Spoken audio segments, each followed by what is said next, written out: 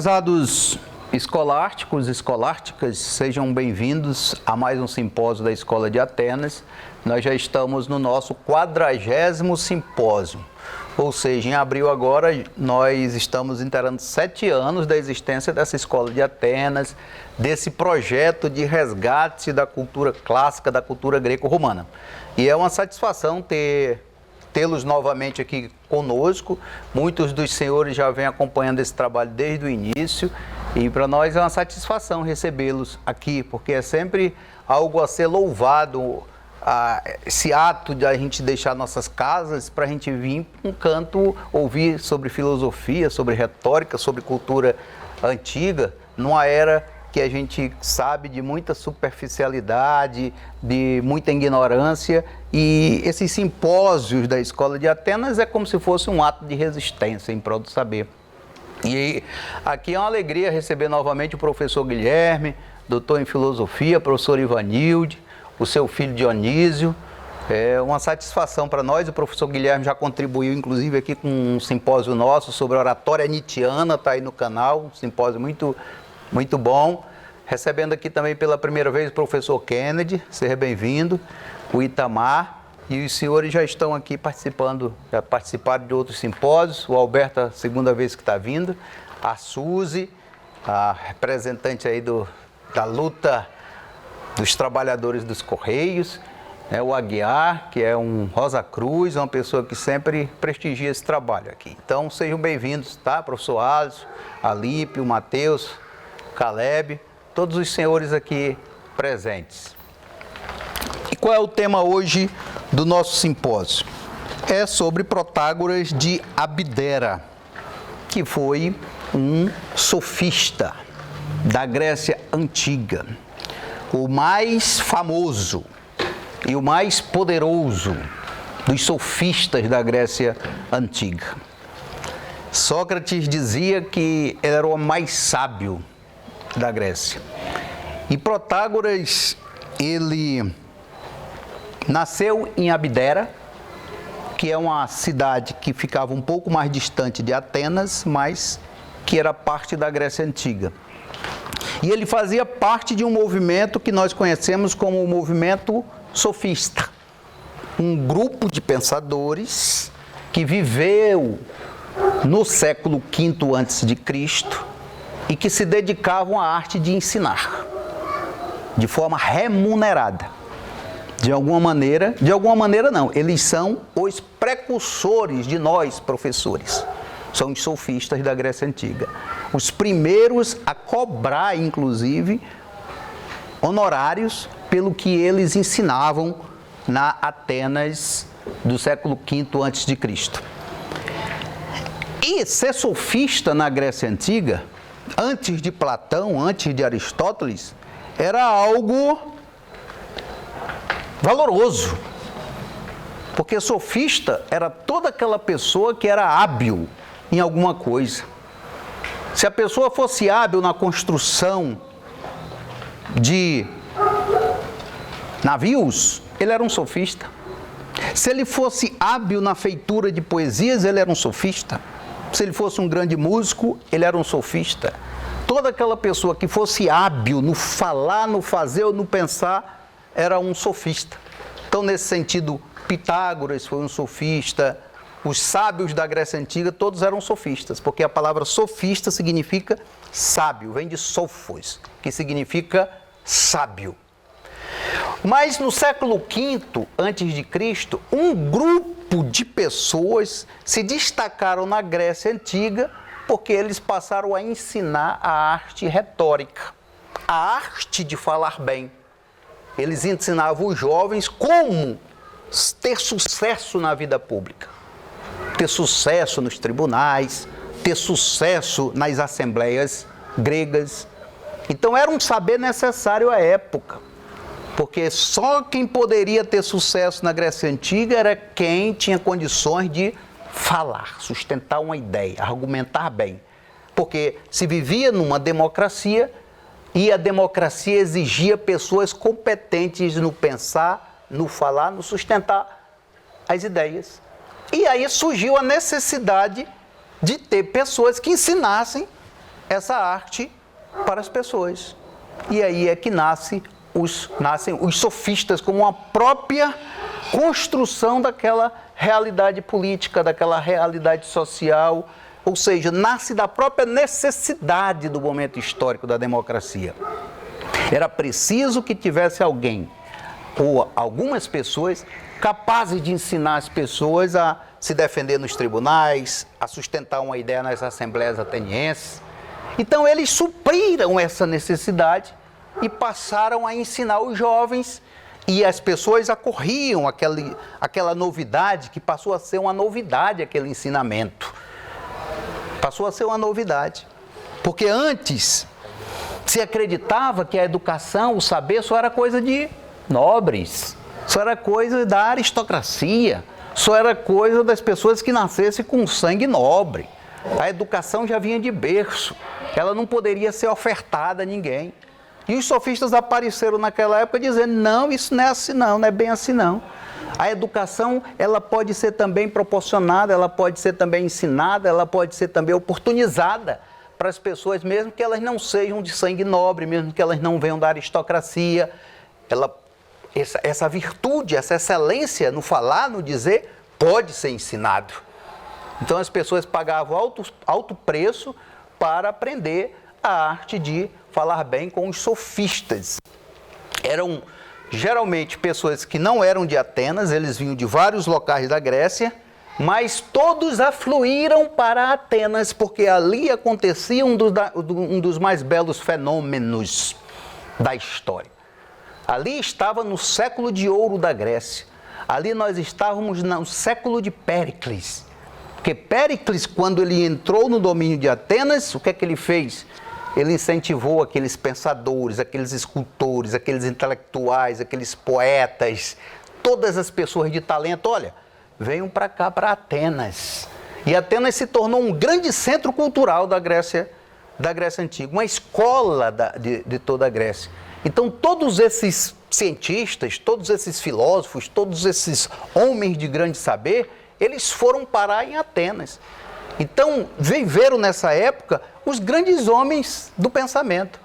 Viveu nessa época de Péricles e faziam parte do ciclo de Péricles homens como o Hipócrates, que foi o criador da medicina como ciência, fazia parte do círculo de Péricles.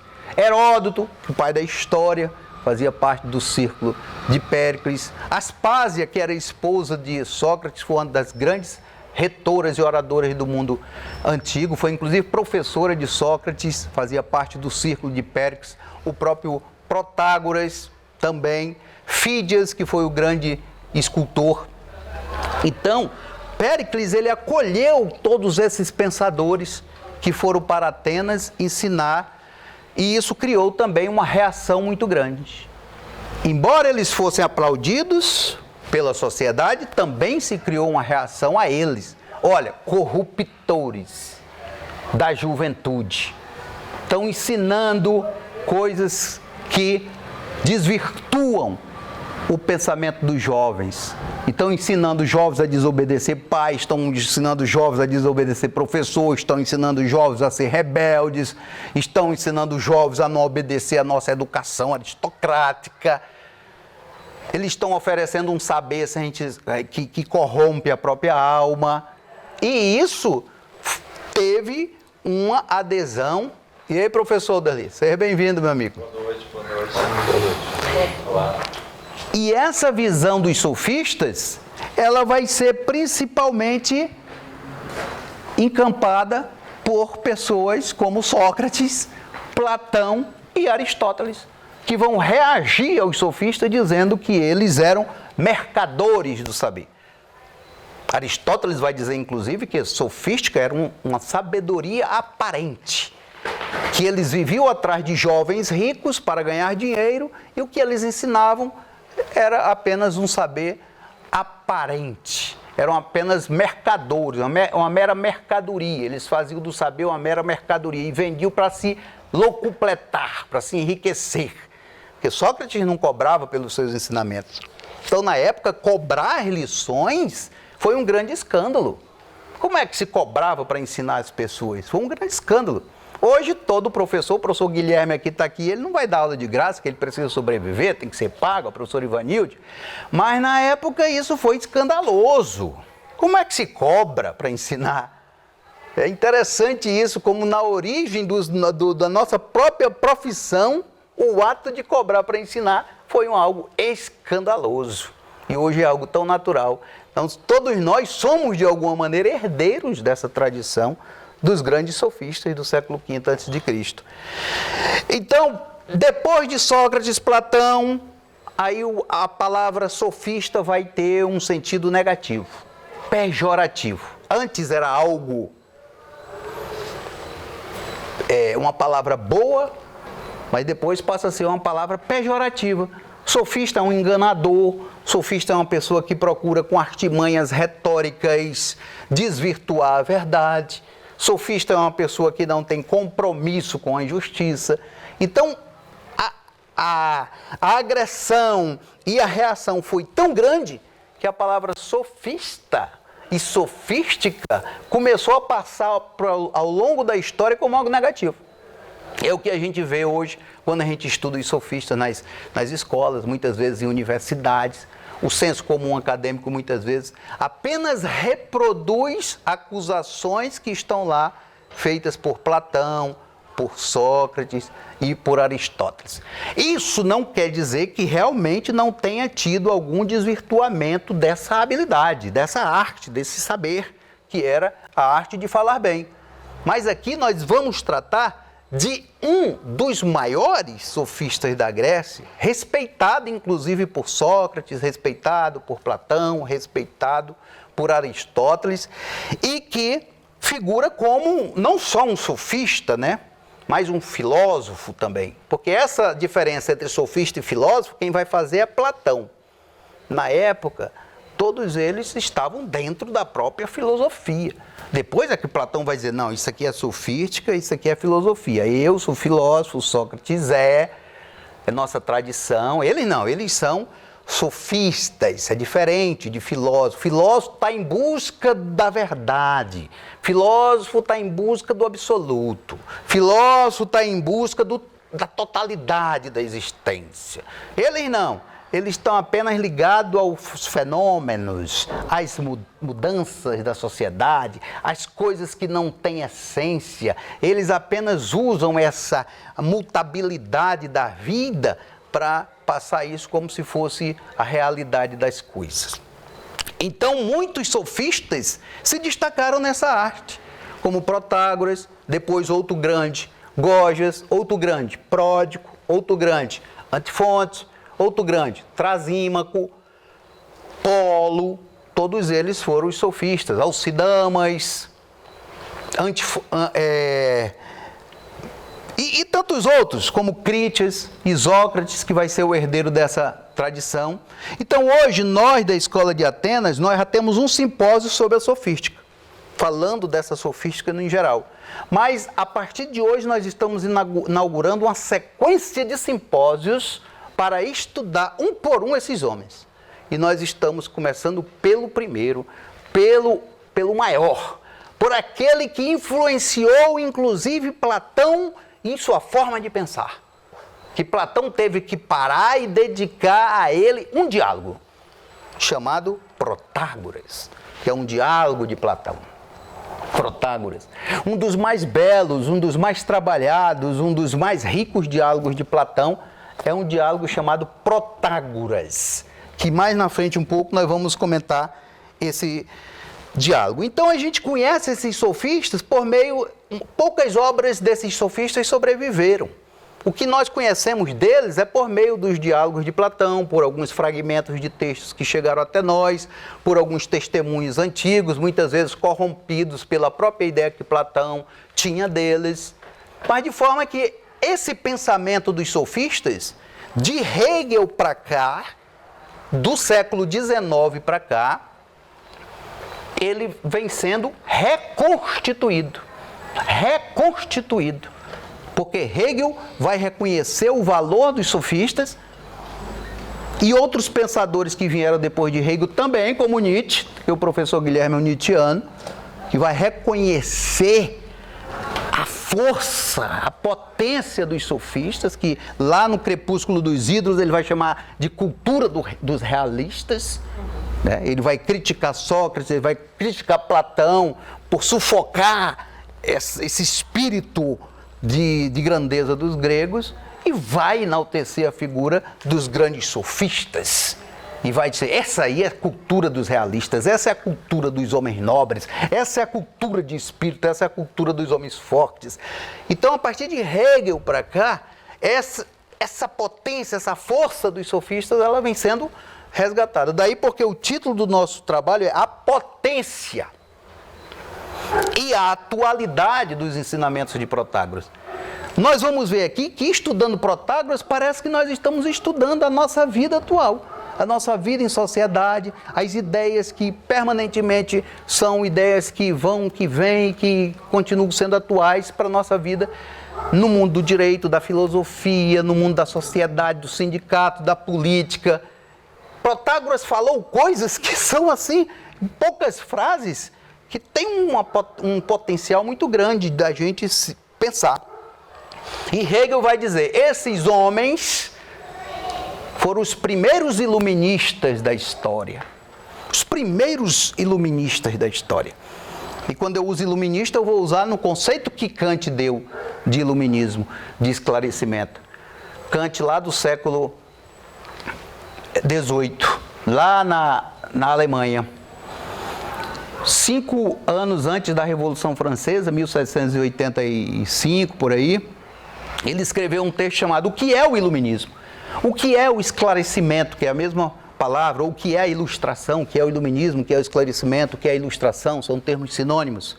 Ele vai dizer, é a saída do homem da menoridade intelectual, que ele está submetido por causa dele mesmo, dele ser conduzido, dele ser manipulado, dele ser manietado por determinadas outras pessoas, sejam eles pastor, ou mestre, ou guru, ou seja quem for, tutores, conselheiros, nome que quiser, por causa de sua preguiça mental, por causa da sua covardia de pensar, por causa da sua incapacidade de buscar se esclarecer, se iluminar, pensar por si mesmo. Então o iluminismo é a saída do homem dessa menoridade, que não é a menoridade etária, menoridade cognitiva, a menoridade do pensamento, e o homem pensar por si mesmo. Daí a expressão que ele usa, sapere audi, ousar entender, ousar saber, ousar conhecer, ousar usar essa capacidade de entendimento para o homem ser livre, pensar por si mesmo, não estar apenas na dependência de um líder, na dependência de um pastor, na dependência de um fulano ou do cicrano, ou de um livro para dizer para ele o que ele deve fazer ou não. Então, quando a gente estuda os sofistas, e principalmente Protágoras, a gente percebe essa iluminação do pensador. A iluminação do homem que pensava com independência. Um homem que não tinha amarras com o poder, com igrejas, com organizações. Um homem, inclusive, que foi perseguido na própria Atenas democrática. Um homem, inclusive, que teve seus livros queimados em praça pública por causa dessa independência da forma de pensar. Então é esse homem que nós estamos a estudar agora nesse momento, que nós vamos ver os traços biográficos dessa figura. Primeiro, ele nasce em 490 e a vida dele vai até 420. Ele viveu em torno de 70 anos. 40 dos quais dedicados à educação. 40 dos quais como um sofista. Ele mesmo dizia, perguntado, qual é a tua profissão? Ele diz, eu sou sofista e educo homens. Essa é a minha missão, eu sou sofista e educo homens. E ele vem de Abdera, que é uma cidade que fica no nordeste da Grécia. Quando criança ele foi educado por magos persas, e esses magos persas teriam ensinado muitos ensinamentos, muitos conhecimentos que seriam até esotéricos nesse sentido para Protágoras, que o pai dele teria recepcionado Xerxes, que era o imperador daquela região, e Xerxes, agradecido pelo pai dele, pela hospitalidade do pai de Protágoras, ofereceu educação àquela criança os magos persas. Então, os magos persas teriam, inclusive, educado o próprio Protágoras em muitos conhecimentos. Seja bem-vindo, meu amigo. Você é o? João. Seja bem-vindo, João. Tem um roteiro para ele, Jarlene? Pegue aqui, por favor.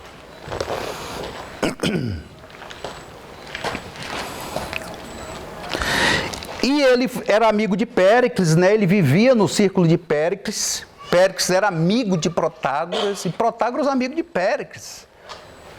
Tem um acontecimento que eles passaram o dia todo debatendo sobre a responsabilidade jurídica de um determinado cidadão que, num evento esportivo, ele atirou uma flecha e a flecha errou o alvo e matou uma pessoa. E ele, Péricles e Protágoras passaram o dia todinho discutindo de quem seria a responsabilidade jurídica daquilo lá. Se era do cara que disparou a flecha, se era do dono do evento. Quem iria responder por aquilo? Era a flecha, porque no mundo antigo também os próprios objetos respondiam juridicamente. Por exemplo, se um boi matasse alguém, aquele boi era morto, aquele boi era expulso daquela região e tal. Até isso tinha. Ou seja, veja na Atenas de Péricles a apuração das responsabilidades jurídicas, o direito em movimento, a filosofia do direito em próprio movimento, porque uma das coisas filosóficas do direito é essa questão da culpa, da atribuição da culpa. De onde vem essa culpa? De quem é a culpa? Existe essa culpa? É algo da própria filosofia do direito. Isso mostra como eram esses debates lá naquela época da Atenas, de Péricles.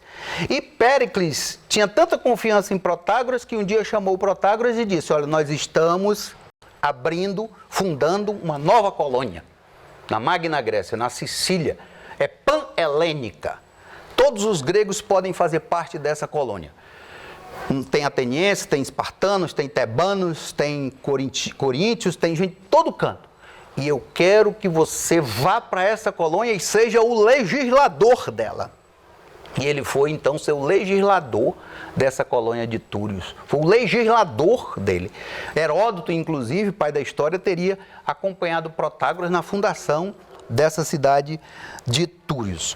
Tem um livro que eu queria que vocês atentassem bem para ele, que toda pessoa que ama filosofia, que toda pessoa que gosta de filosofia, toda pessoa que quer saber quem foram os filósofos e a doutrina desses filósofos, deveria ter. Hoje está mais fácil tê-lo em PDF, porque ele está caro encontrar ele físico. Vidas e Doutrinas dos Filósofos Ilustres, de Diógenes Laércio. É muito difícil um livro de história da filosofia ou de filosofia que não se reporte a ele, que já é um estudioso da filosofia que viveu no século III depois de Cristo, onde ele fala dos grandes filósofos da Grécia Antiga. E o único sofista que figura nessa lista de filósofos é Protágoras. O único, nenhum outro figura. Isso mostra a grandeza de Protágoras como pensador. Claro que ele escolhe aqui muitas outras pessoas que teriam menos valor, por exemplo, que um Gorgias e outros sofistas. O fato é que só Protágoras, dos sofistas, figura nessa lista de Vidas e Doutrinas dos Filósofos Ilustres. E é interessante que quando Diógenes Laércio fala de Protágoras, por 8 vezes ele diz assim: foi o primeiro. Isso mostra o quê? A originalidade do pensador, a originalidade do homem.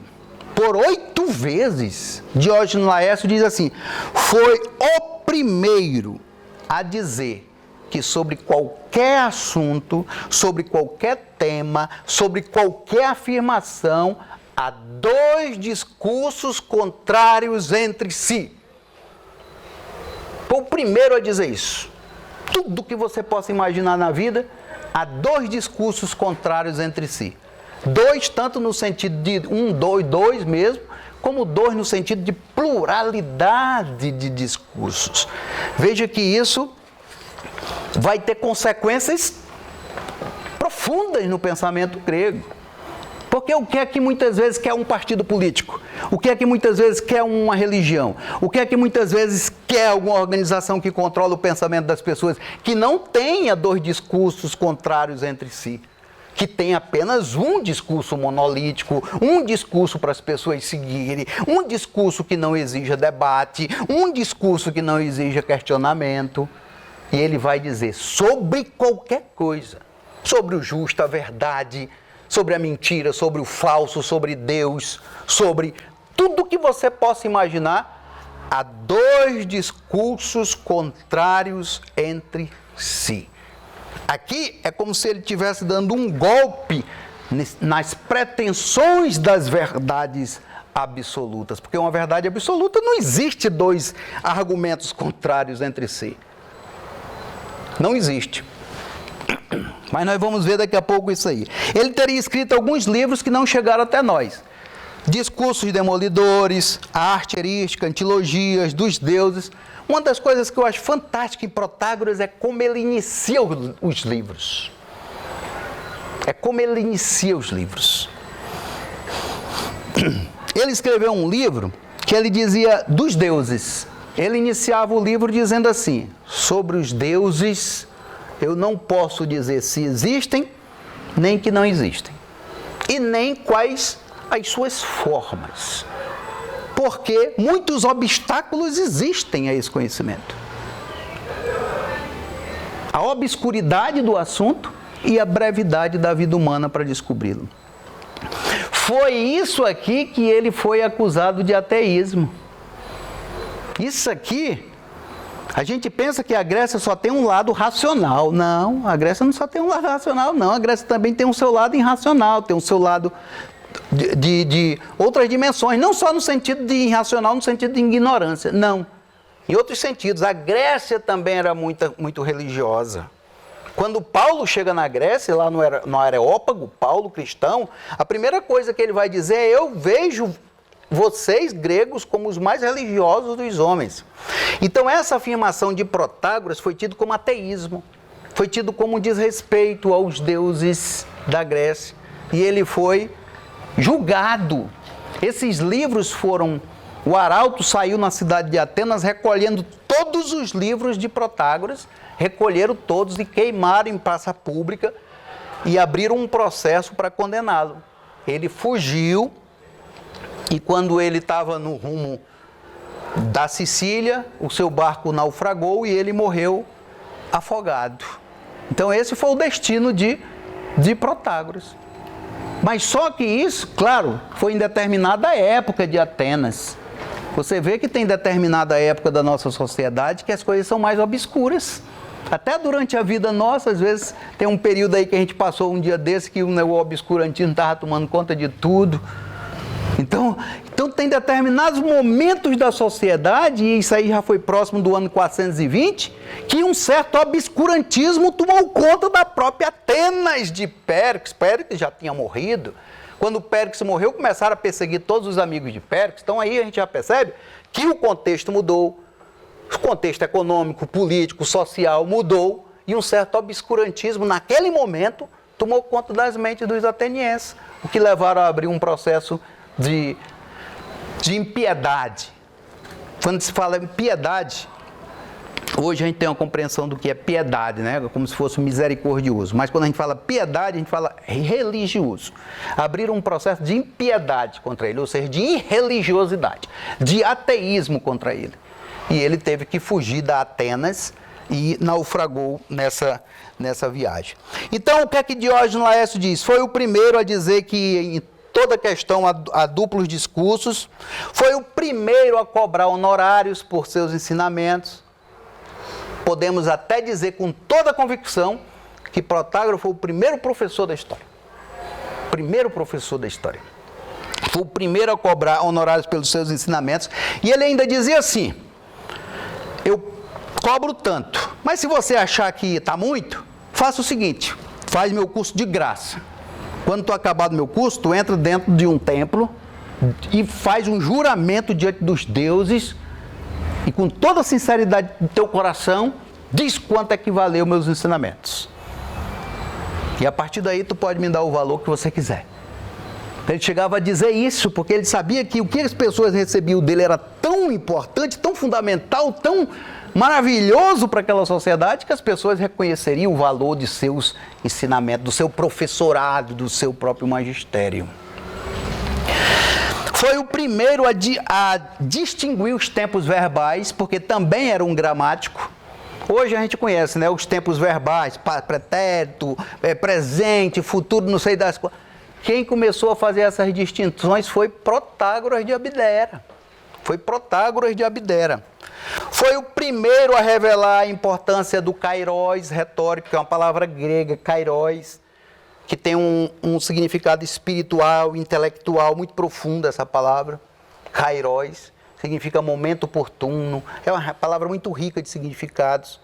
E o orador tem muito de perceber o kairos retórico, momento de falar, quando falar, para quem falar, se é o momento mais adequado de sustentar uma ideia, de fazer vigorar um projeto. Então, ele foi o primeiro a explicar que na arte retórica, o orador precisa ter essa sensibilidade para o kairos, para o momento oportuno. O oportuno era o nome de um vento. Se o vento oportuno estivesse soprando, ele conduzia ao porto. Se o vento oportuno não estivesse soprando, ele levava a pessoa para a agitação do alto mar. Então, essa oportunidade, essa conveniência, esse momento adequado, era algo importante para o orador, quando ele fosse falar, argumentar. Ele ter essa perspectiva dessa adequação ao momento oportuno. Ele foi o primeiro a explicar isso, que já vem isso de Pitágoras, né? Pitágoras, quando ele ia dar um discurso para as mulheres, ele adaptava as mulheres. Quando ele ia dar um discurso para as crianças, ele adaptava aquela mensagem às crianças. Aonde Pitágoras chegava, ele adaptava aquele discurso, esse kairos retórico, né? Foi o primeiro a introduzir o método socrático. Todos nós já ouvimos falar do método socrático. O método socrático, quem primeiro introduziu foi Protágoras. Ganhou o nome de método socrático, porque depois Sócrates radicalizou esse método. Mas era Protágoras que utilizava o método socrático para debater com seus próprios alunos. Na verdade, Protágoras ele era tanto exímio no discurso longo, como no discurso dialético, no discurso de conversa mano a mano com as pessoas, interrogando a respeito de algum tema. Então ele é o pai teórico, né, considerado o pai teórico da democracia, precursor do humanismo e do iluminismo. Protágoras, o diálogo de Platão. Então nós vamos agora entrar no ponto 3 aí do nosso roteiro.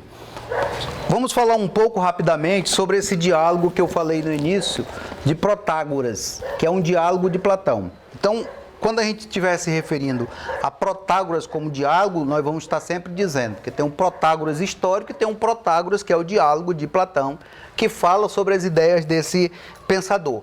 Esse diálogo ele acontece na casa de um dos homens mais ricos da Grécia, Cálias. Ele patrocinava, ele era um mecenas dos sofistas. Ele gastava todo o seu dinheiro com os sofistas. Os sofistas se hospedavam na casa dele, era uma casa muito ampla, uma casa muito bonita. E nesse dia desse diálogo estava lá Protágoras, Hípias, Pródico, estavam grandes homens da Grécia, estavam os filhos de Péricles, estavam os jovens mais inteligentes e talentosos. É uma coisa assim exuberante. Eu tenho um livro aí até que ele elabora a planta da casa de Cálias, como era a casa de Cálias. Era um negócio assim estrondoso, bonito, magnificente, luxuoso. E ele hospedava os sofistas na casa dele. E então Sócrates aparece lá também. Sócrates tinha por volta de 30 anos, ele aparece com um jovem que queria também receber as lições de Protágoras. E o jovem aparece na casa de Sócrates. Sócrates, Protágoras está aqui, me leva lá, me diz lá o que é que está... Me leva até Protágoras, que eu quero receber os ensinamentos de Protágoras. E Sócrates então leva esse jovem até a casa de Cálias. E lá quando ele chega, eles recebem os ensinamentos de de Protágoras, né? Sócrates diz assim: Protágoras, está aqui esse jovem que quer ouvir teus ensinamentos, diz aí para ele o que é que esse jovem ganha ao ouvir essas lições, né? Ele vai dizer assim: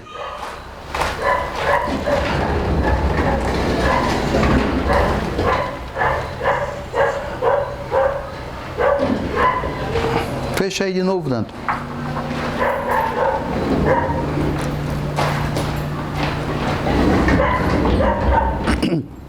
O que é que esse jovem ganha recebendo essas lições?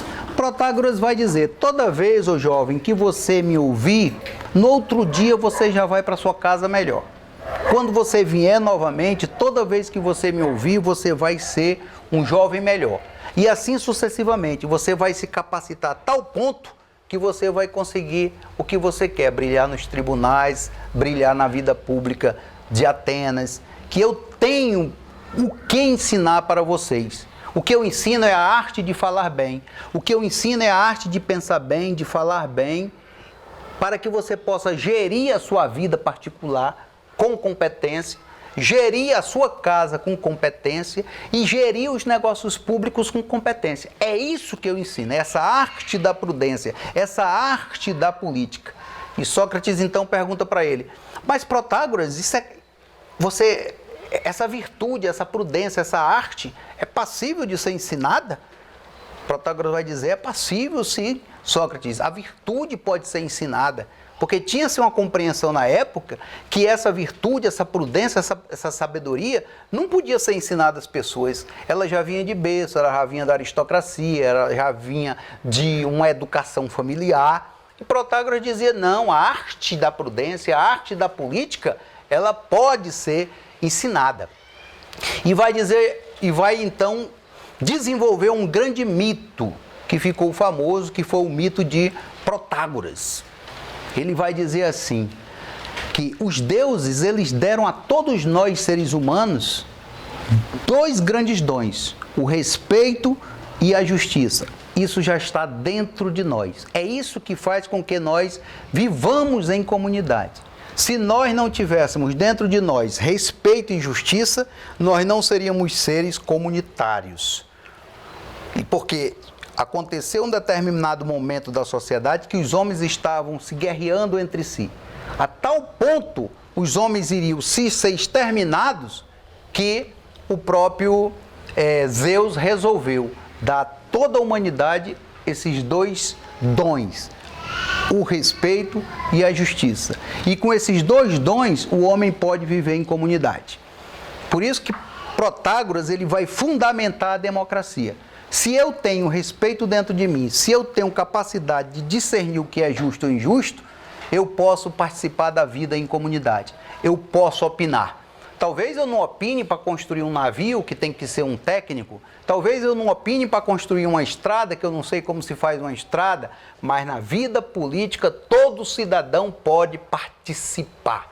Todo cidadão pode votar. Todo cidadão pode ser eleito. Todo cidadão pode dar sua contribuição à polis. E assim, nesse diálogo, Protágoras teoricamente fundamenta a existência da própria democracia. É um pouco o princípio que nós temos no tribunal do júri. Quem é que senta no tribunal do júri para julgar as pessoas? São as pessoas formadas em direito? Não, são as pessoas da própria sociedade. Por quê? Porque parte de um princípio protagórico que a pessoa que senta ali, ele tem capacidade de distribuir justiça. Ele tem capacidade de saber o que é justo, o que é injusto, o que é verdade, o que é falso, o que é sincero, o que não é, ouvindo os oradores, ouvindo as provas. Então, isso é o fundamento da própria democracia. E então, Protágoras, que era um democrata, ele fundamenta a democracia nesse diálogo muito importante. E então, Protágoras, ele também tem a influência de um pensador que nós já ouvimos falar dele, chamado de Heráclito.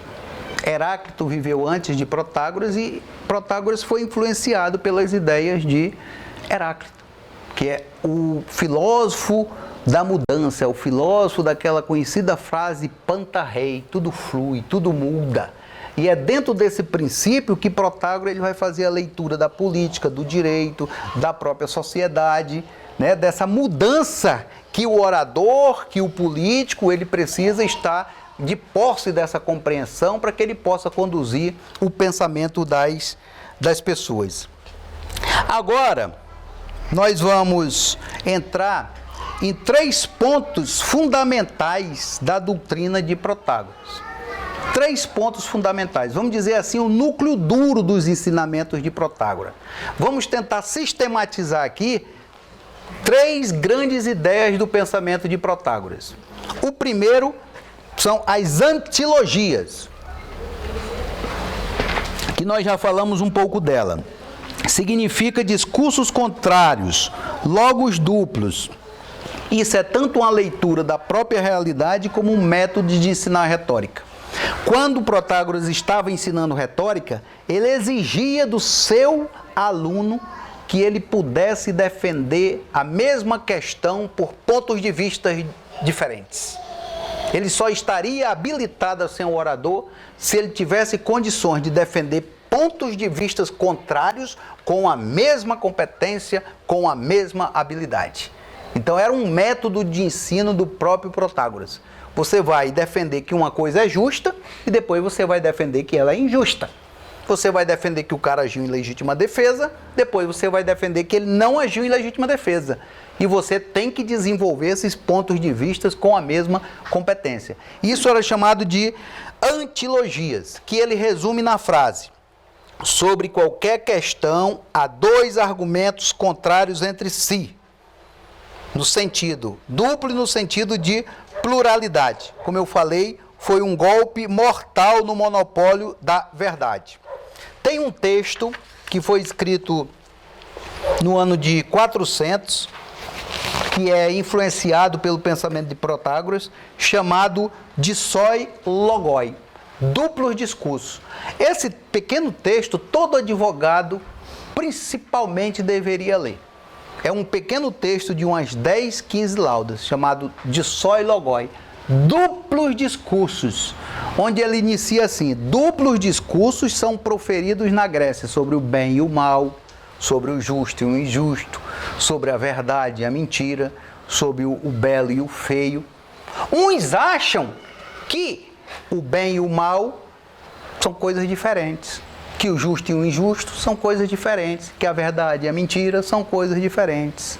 Já outros acreditam que o justo e o injusto é a mesma coisa, a verdade e a mentira é a mesma coisa, o belo e o feio é a mesma coisa, a depender das pessoas, a depender das situações, a depender dos momentos e a depender a relação que ele tem com as próprias coisas.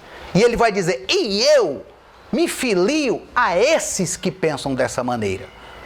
Morrer é um mal para quem morreu, muitas vezes para a família de quem morreu, mas pode ser um bem para o dono da funerária. Então ele vai dando vários exemplos nessa situação.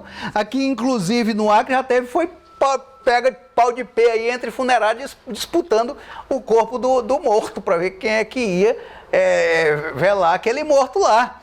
Então ele vai dando pequenos exemplos e ele diz assim: eu opto pela visão desses segundos e justifico com as experiências da vida humana. E ele vai então trazendo coisas da vida humana, mostrando que a depender das circunstâncias, a depender do momento, a depender de muitas outras coisas, uma coisa pode ser bem e pode ser mal, uma coisa pode ser justa, pode ser injusta, e que essas coisas elas se misturam na vida da sociedade. E muitas vezes as pessoas têm uma visão maniqueísta, bitolada e dogmática, que isso é bem e isso é mal. Isso é certo e isso é errado. Isso é justo e isso é injusto. E ele vai dizer que isso é mutável. Até para a mesma pessoa, uma coisa hoje pode ser boa e em outro momento pode ser má. Então é um livro muito rico que ele aborda essas ideias nesse pequeno texto de soi logoi. e ilustra a capacidade do sofista de manusear conceitos, de manusear palavras, de manusear ideias, de manusear noções, que o sofista ele tem essa habilidade de dar significados diferentes a palavras, a conceitos, a ideias, a momentos. Ele tem uma visão dialética da própria sociedade.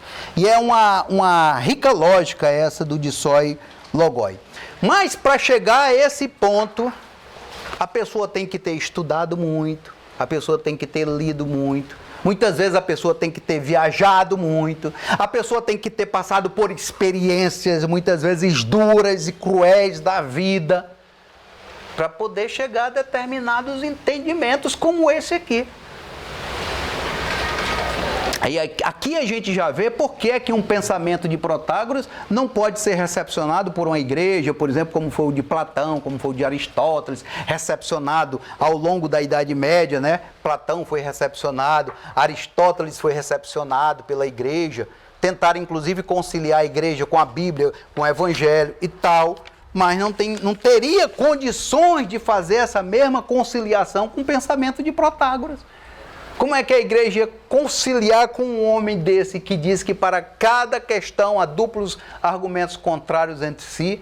Como é que ia se conciliar com um homem desse que diz que uma coisa é justa e pode ser injusta ao mesmo tempo, é verdadeira e é falsa ao mesmo tempo? Então não teria como muitos pensamentos dogmáticos se conciliar com esse pensamento de Protágoras.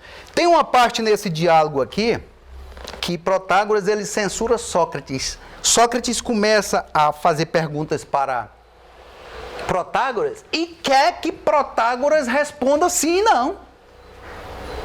E ainda diz assim, responde Protágoras, só diz que é sim ou se é não. Protágoras vai dizer, mas Sócrates, você é muito simplista. Você quer que eu faça essas suas perguntas sim e não? Isso é coisa de criança, Sócrates. Eu não posso te responder com sim e não, porque ora uma coisa pode ser agradável, ora outra coisa pode ser desagradável. Hoje é assim, amanhã é diferente. Então eu não posso dar as minhas respostas para ti só sim e não. Então ele chama a atenção de Sócrates, que Sócrates queria que ele respondesse só sim e não. E ele mostrava como a realidade da vida é muito mais rica. A vida é muito mais dialética, a vida é muito mais profunda do que essa visão de ver as coisas dessa maneira. Então esse é o primeiro ensinamento de Protágoras, né? As Antilogias, inclusive, era um livro dele.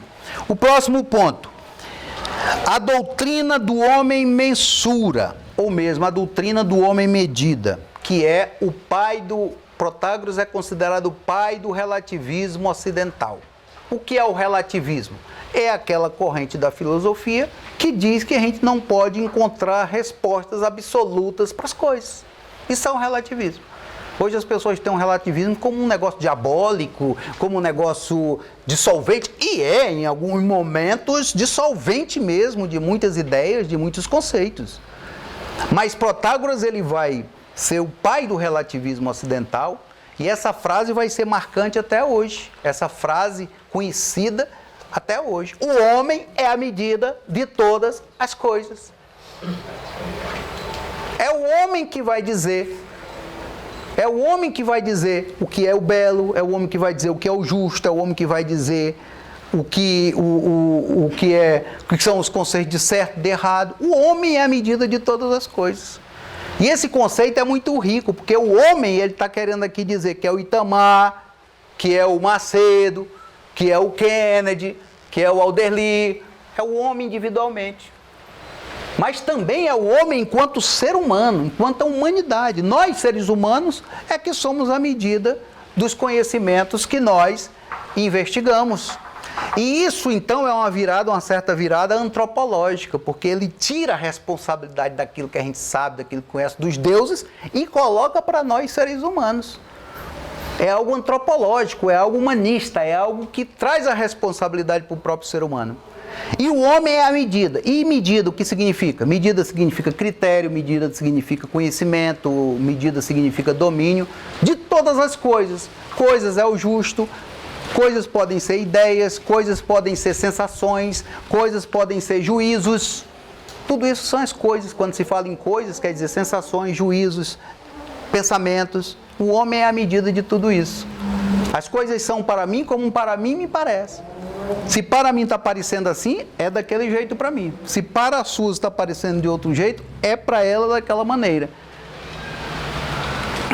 Não tem uma verdade absoluta como Sócrates, como Platão, como Aristóteles, eles queriam encontrar. Hegel vai dizer de Protágoras, um pensador sólido e profundo, um filósofo que refletiu sobre fundamentos universais. Ele expressou assim o princípio de seu saber. O homem é a medida de todas as coisas, das que são enquanto são, das coisas que não são enquanto não são. Para um está frio, para o outro já está calor. As simples coisas, às vezes você está dentro de um quarto com ar-condicionado, a mulher está com frio, o cara está com calor. O filho está com outra sensação. Às vezes as pessoas têm compreensões até de sensações. A comida para um está boa, para outro não está boa. A música para um presta, para outro a música não presta. O esporte para um é assim, para outro é assado. A política nem se fala. Então a própria realidade da vida mostra isso. De alguma maneira, o pensamento de Protágoras é demolidor. É dissolvente de verdades absolutas. E isso, com certeza, vai ter muitas reações. Porque se não tem uma verdade que as pessoas gostam disso, tem uma verdade para se segurar, tem um dogma para amar, ter um livro para adorar, então as pessoas gostam disso. Quando se desapega dessas coisas, as pessoas se tornam, eles se sentem isolados na existência, desconectados da existência, desamparados da existência. Por isso que sair da menoridade intelectual não é fácil.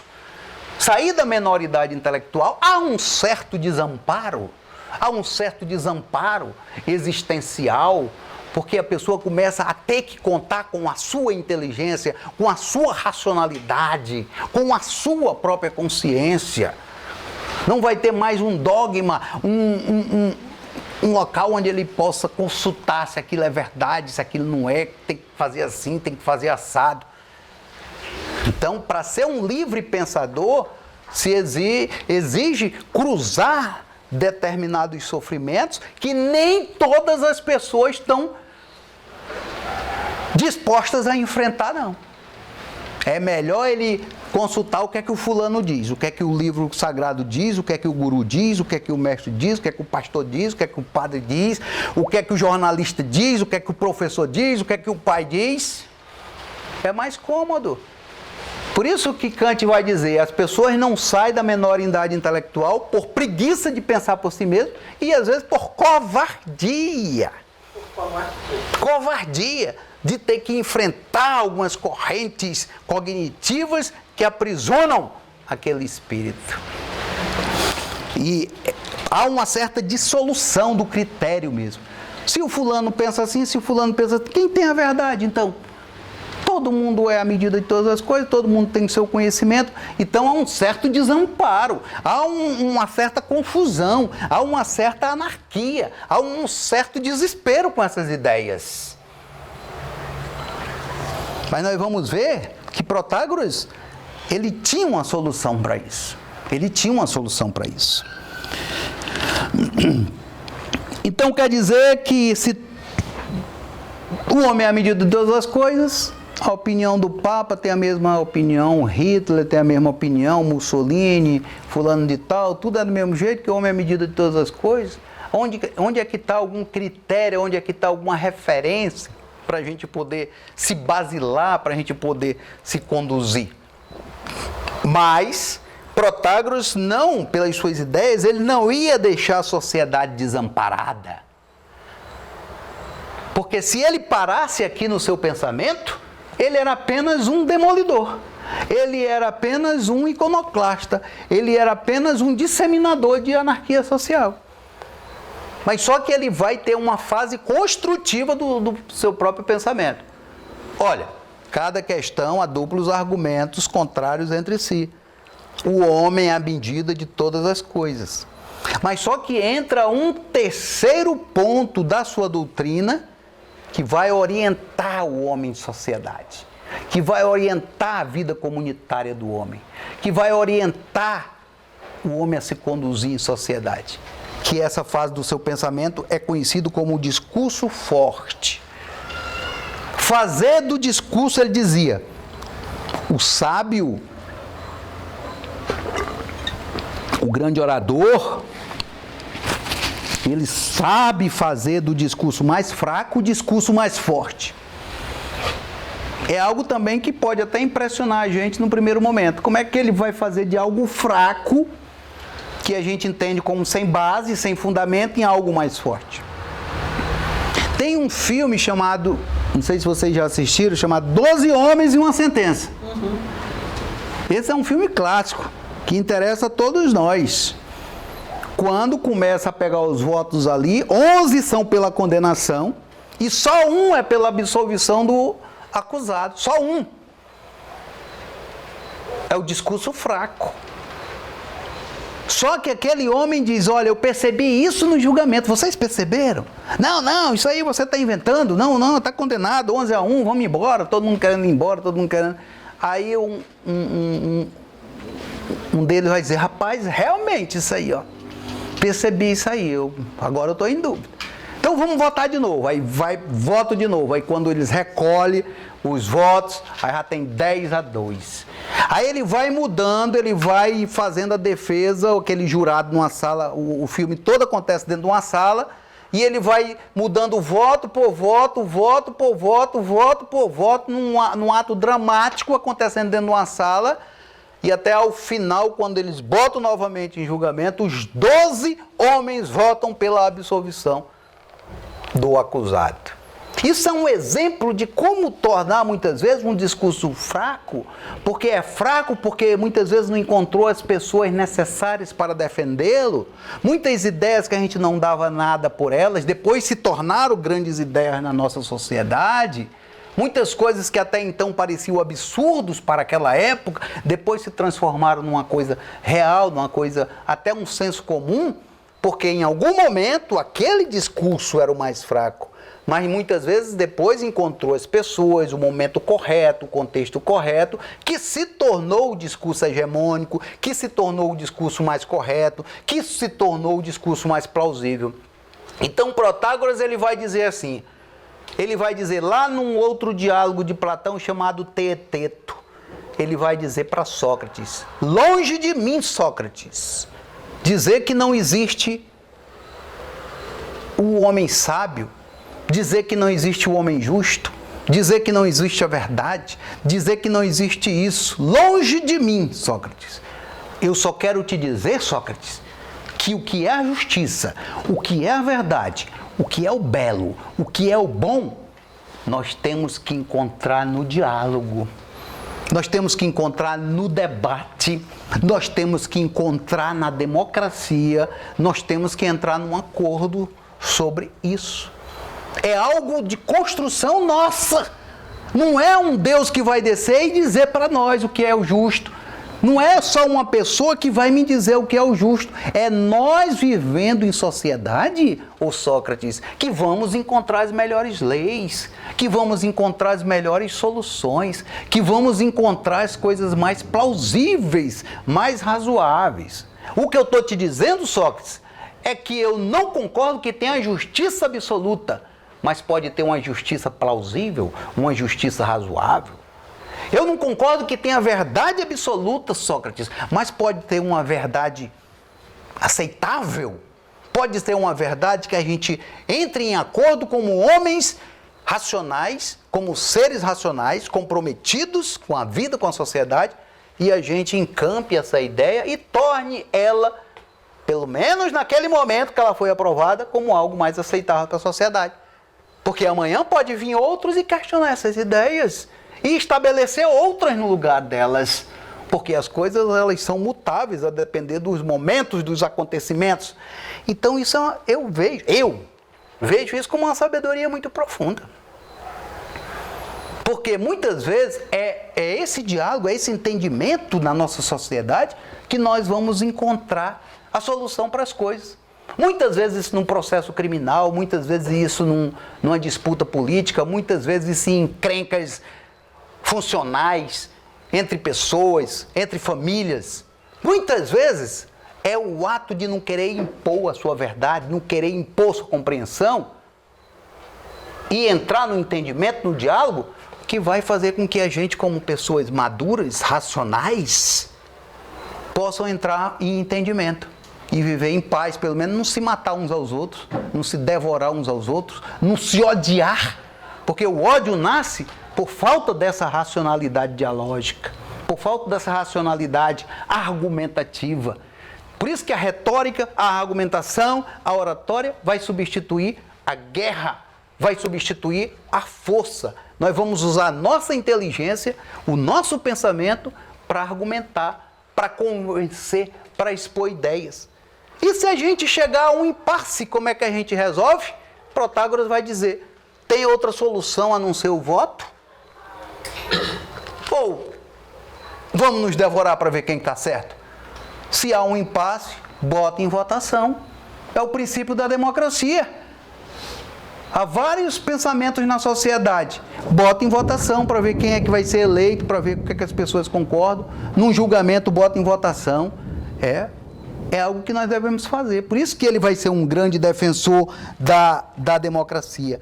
E ele vai dizer assim, que ele considera sábio essa pessoa que sabe defender as ideias, sabe defender a sua opinião com plausibilidade, com racionalidade, e leva aquelas pessoas, eleva o entendimento daquelas pessoas a tal ponto que elas chegam a ter uma compreensão mais evoluída, mais madura, mais humana, mais racional do que é esses conceitos que tantas polêmicas causam na vida humana, em torno de verdade, em torno de justiça, em torno de Deus, em torno de valores, essas coisas que os homens se matam muitas vezes, se odeiam muitas vezes, por falta dessa maturidade dialógica, por falta dessa maturidade racional.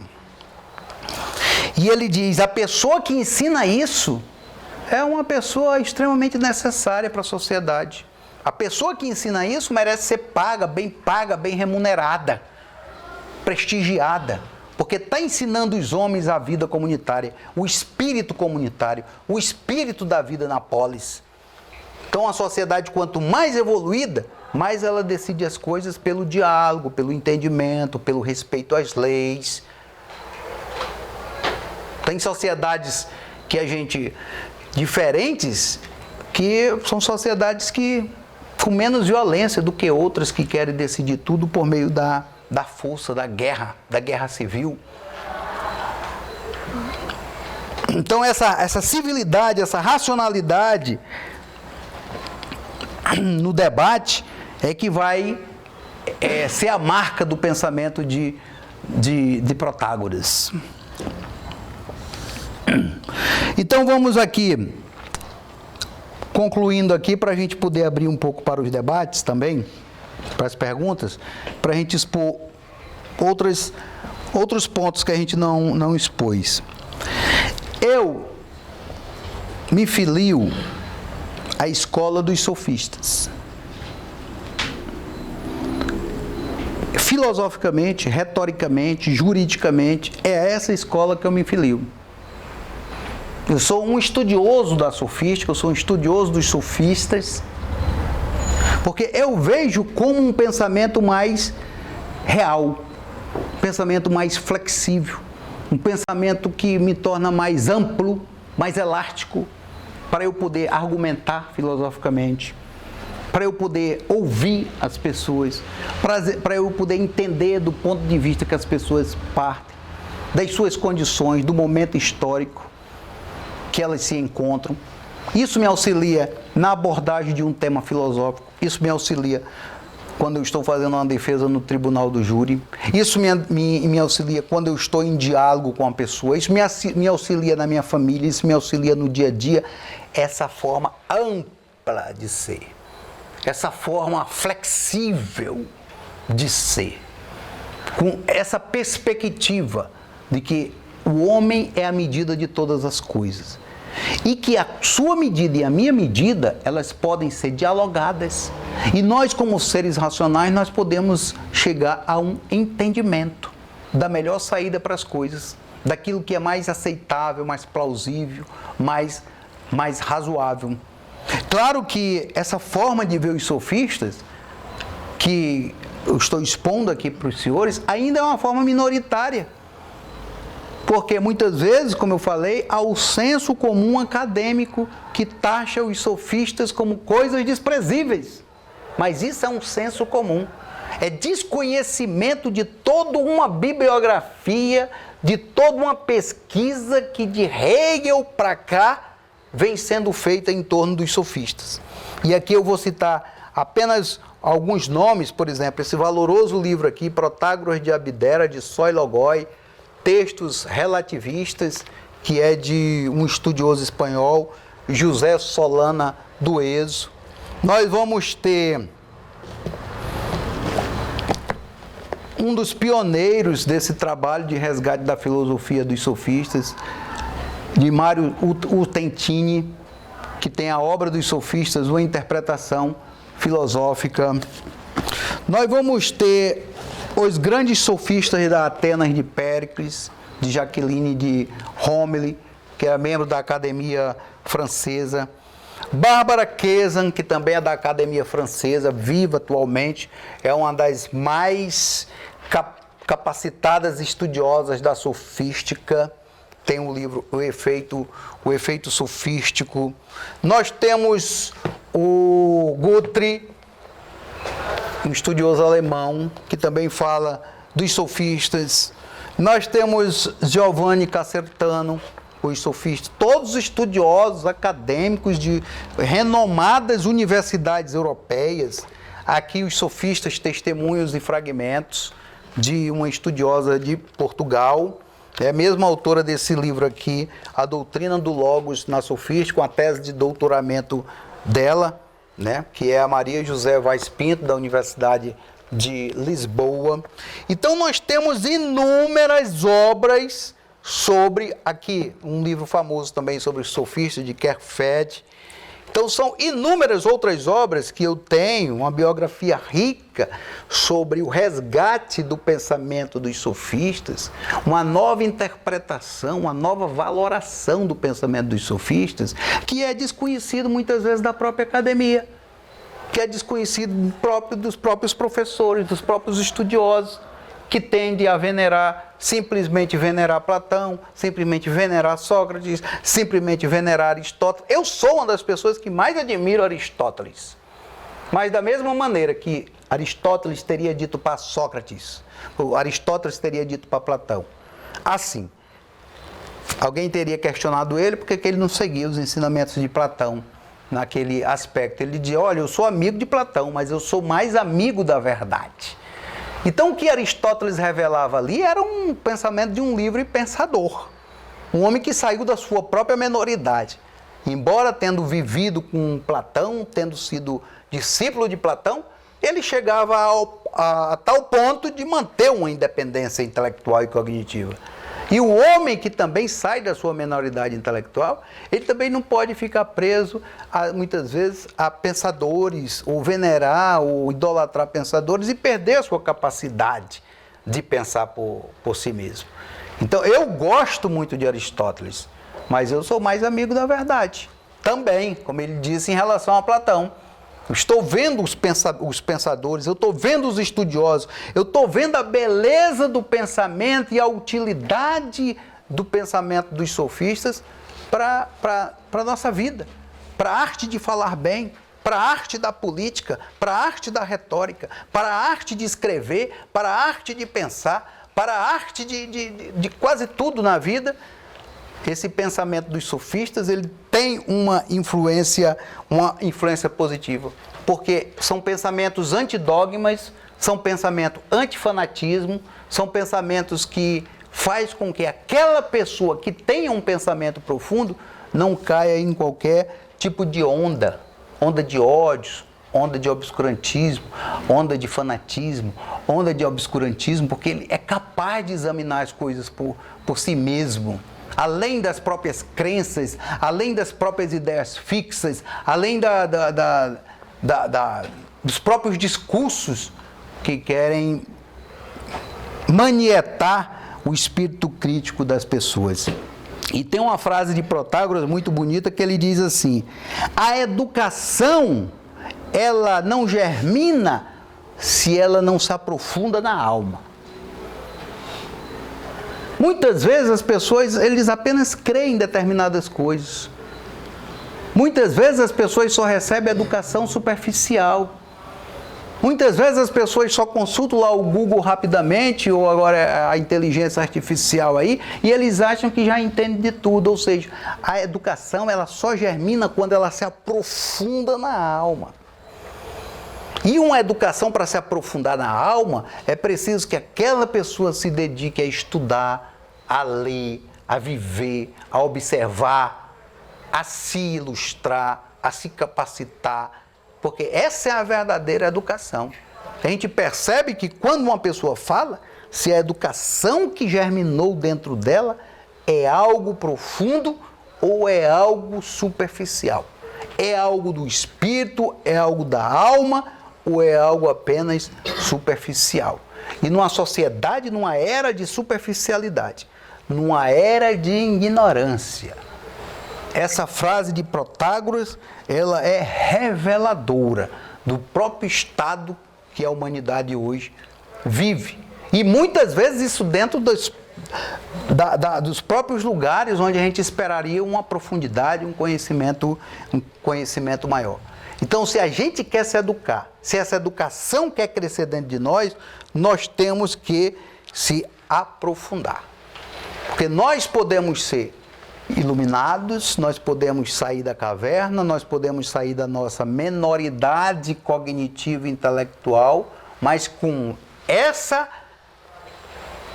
exigência, que essa educação se aprofunde no nosso espírito. Enquanto a cultura, a educação não se aprofundar no nosso espírito, nós vamos viver em menoridade cognitiva, em menoridade intelectual. O estudo da filosofia, o estudo dos sofistas ajuda nessa iluminação do nosso próprio intelecto. Então a pergunta que se faz ao finalizar essa breve exposição a respeito de Protágoras é uma indagação que se faz quando Aristóteles diz assim: a sofística é um saber, uma sabedoria aparente. Eu problematizo essa afirmação de Aristóteles. É realmente a sofística? É realmente a sabedoria de Protágoras, o pensamento de Protágoras, algo meramente aparente? Eu particularmente acredito que não. Existe profundidade, existe essencialidade na forma com que Protágoras pensou a sociedade, a política e o direito. E deste ponto de vista, suas ideias são extremamente atuais para a iluminação do espírito humano. E aqui eu quero fazer uma última distinção. Iluminação não é só no sentido que os orientais falam, não, porque muitas vezes a gente só pensa em iluminação como os orientais falam. A iluminação do Buda, a iluminação do fulano, não. Não é só essa iluminação, não.